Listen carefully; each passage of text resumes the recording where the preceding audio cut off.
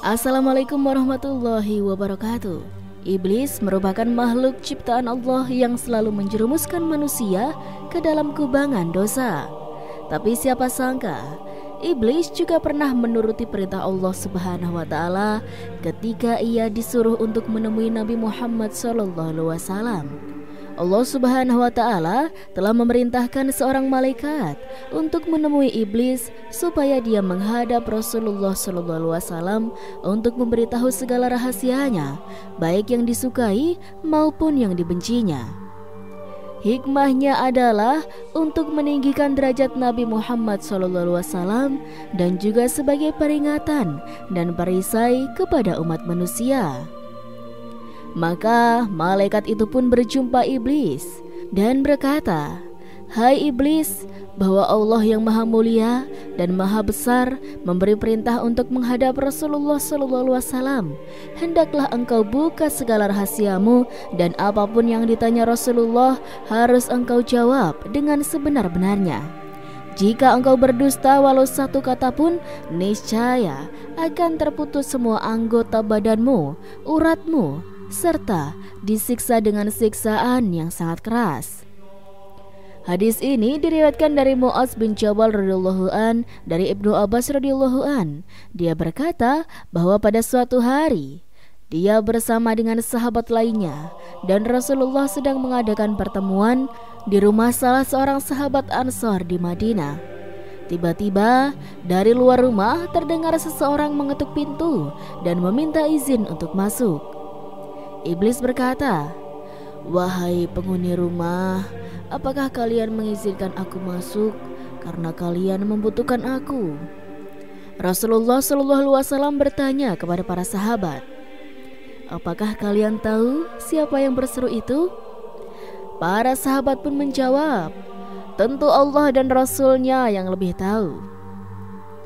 Dia adalah iblis yang terkutuk. Semoga Allah senantiasa melaknatnya. Umar bin Khattab radhiyallahu an berkata, "Wahai Rasulullah, apakah engkau mengizinkan aku membunuhnya?" "Bersabarlah wahai Umar, apakah engkau tidak tahu bahwa dia termasuk yang tertunda kematiannya sampai waktu yang ditentukan atau hari kiamat?" Rasulullah SAW melanjutkan perkataannya. Beliau meminta kepada para sahabat agar mendengarkan dan memahami ucapan yang disampaikan iblis. Setelah pintu dibuka, masuklah iblis di tengah-tengah majelis tersebut. Rupa iblis terlihat sangat mengerikan. Dia adalah sosok tua dengan mata buta sebelah, serta memiliki janggut sebanyak 7 helai dan menyerupai rambut kuda. Kedua kelopak matanya terbelah dan memanjang ke atas. Kepalanya seperti kepala gajah yang sangat besar. Gigi taringnya memanjang keluar seperti taring babi, dan kedua bibirnya seperti bibir macan. Iblis pun berkata, "Assalamualaikum ya Muhammad." "Salam untukmu wahai Muhammad." "Assalamualaikum ya jama'atul muslimin." "Salam untuk kalian semua wahai golongan muslimin." Rasulullah SAW pun menjawab, "Assalamualaikum ya la'inin." "Keselamatan hanya milik Allah, wahai makhluk terlaknat. Aku mengetahui engkau punya keperluan terhadap kami. Apa keperluanmu itu wahai iblis?" Iblis pun menjawab, "Wahai Muhammad, aku datang ke sini bukan atas kemauanku, namun karena terpaksa." "Siapa yang memaksamu?" jawab Nabi Muhammad.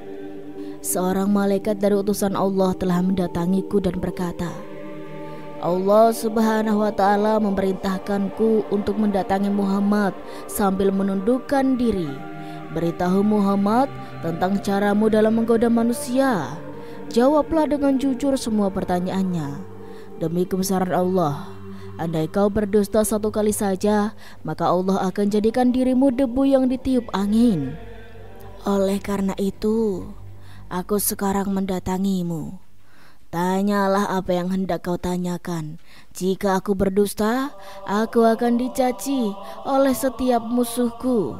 Tidak ada sesuatu pun yang paling besar menimpaku daripada cacian musuh.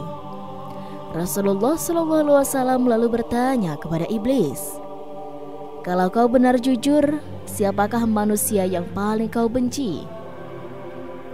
Iblis segera menjawab, Kamu dan orang sepertimu adalah makhluk Allah yang paling aku benci." Siapa selanjutnya? Pemuda yang bertakwa, yang memberikan dirinya mengabdi kepada Allah Subhanahu wa Ta'ala. Lalu siapa lagi? Orang alim dan wara atau loyal. Lalu siapa lagi? Orang yang selalu bersuci. Siapa lagi? Seorang fakir yang sabar dan tak pernah mengeluhkan kesulitannya kepada orang lain. Apa tanda kesabarannya? Wahai Muhammad, jika ia tidak mengeluhkan kesulitannya kepada orang lain selama 3 hari, Allah akan memberi pahala orang-orang yang sabar. Selanjutnya apa? Orang kaya yang bersyukur. Apa tanda kesyukurannya? Ia mengambil kekayaannya dari tempatnya dan mengeluarkannya juga dari tempatnya. Orang seperti apa Abu Bakar menurutmu? Ia tak pernah menurutiku di masa jahiliyah, apalagi dalam Islam. Umar bin Khattab? Demi Allah, setiap berjumpa dengannya aku pasti kabur. Utsman bin Affan? Aku malu kepada orang yang malaikat pun malu kepadanya. Lalu Ali bin Abi Thalib? Aku berharap dirinya agar kepalaku selamat, dan berharap ia melepaskanku dan aku melepaskannya, tetapi ia tak akan mau melakukan itu. Ali bin Abi Thalib selalu berzikir terhadap Allah Subhanahu wa Ta'ala. Apa yang kau rasakan jika melihat seseorang dari umatku yang hendak sholat? Aku merasa panas, dingin, dan gemetar. Kenapa? Sebab setiap seorang hamba bersujud 1 kali kepada Allah, Allah mengangkatnya 1 derajat. Jika seorang umatku berpuasa, tubuhku terasa terikat hingga ia berbuka. Jika ia berhaji, aku seperti orang gila. Lalu jika ia membaca Al-Quran, aku merasa meleleh laksana timah di atas api. Jika ia bersedekah, itu sama saja orang tersebut membelah tubuhku dengan gergaji. Mengapa bisa begitu? Sebab dalam sedekah ada 4 keuntungan baginya, yaitu keberkahan dalam hartanya, hidupnya disukai. Sedekah itu kelak akan menjadi hijab antara dirinya dengan api neraka, dan segala macam musibah akan terhalau dari dirinya. Apa yang dapat mematahkan pinggangmu? Suara kuda perang di jalan Allah. Apa yang dapat melelehkan tubuhmu? Taubat, orang yang bertaubat. Apa yang dapat membakar hatimu? Istighfar di waktu siang dan malam. Apa yang dapat mencoreng wajahmu? Sedekah diam-diam. Apa yang dapat menusuk matamu? Salat fajar. Apa yang dapat memukul kepalamu? Salat berjamaah. Apa yang paling mengganggumu? Majelis para ulama. Bagaimana cara makanmu? Dengan tangan kiri dan jariku. Dari mana kau menaungi anak-anakmu di musim panas? Di bawah kuku manusia. Nabi lalu bertanya, siapa temanmu wahai iblis? Pemakan riba. Siapa sahabatmu? Pezina. Siapa teman tidurmu? Pemabuk. Siapa tamumu? Pencuri. Siapa utusanmu? Tukang sihir. Apa yang membuatmu gembira? Bersumpah dengan ceria. siapa kekasihmu? Orang yang meninggalkan sholat Jumat. Siapa orang yang paling membahagiakanmu? Orang yang meninggalkan sholatnya dengan sengaja. Semoga dengan mengetahui ini, kita sebagai umat Nabi Muhammad SAW selalu membekali diri dengan iman, melakukan amalan yang membuat iblis menjadi lemah, menjauhi hal-hal yang diinginkan makhluk terlaknat tersebut. Allah lah Maha pemilik ilmu pengetahuan. Wallahu alam. Begitulah kisah dari Rasulullah SAW yang bisa kita ambil hikmahnya, sobat.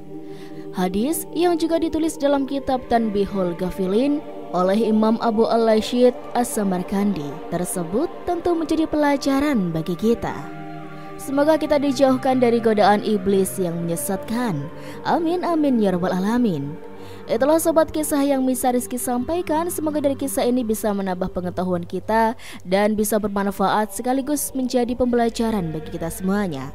Terima kasih sudah menonton video ini sampai akhir dan jangan lupa saksikan video-video lainnya juga ya sobat. Sekian dari Rizky, kurang lebihnya mohon maaf. Wassalamualaikum warahmatullahi wabarakatuh.